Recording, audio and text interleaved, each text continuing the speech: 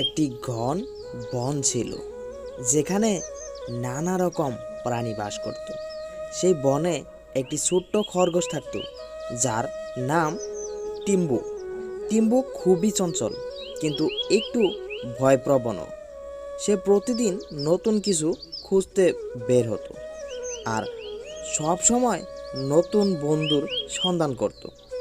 একদিন টিম্বু হাঁটতে হাঁটতে একটি ছোট কুমির দেখতে পেল, যেটি নদীর ধারে বিশ্রাম নিচ্ছিল। প্রথমে টিম্বু ভয়ে লুকিয়ে থাকলো, কিন্তু কুমিরটি শান্তভাবে হাসতে হাসতে বলল, ভয় পেও না, আমি তোমাকে কোনো ক্ষতি করব না। আমি কেবল কিছু খেলাধুলা করতে চাই। ধীরে ধীরে টিম্বু এবং কুমিরটি বন্ধুত্ব গড়ে তুলল। তারা একসাথে নদীর ধারে দৌড়ালো, গাছের তলায় লুকোচুরি খেললো এবং একে অপরকে নতুন নতুন গল্প শেখালো। বনের অন্য প্রাণীরাও অবাক হয়ে দেখলো যে খরগোশ এবং কুমির এমন ঘনিষ্ঠ বন্ধু হতে পারে।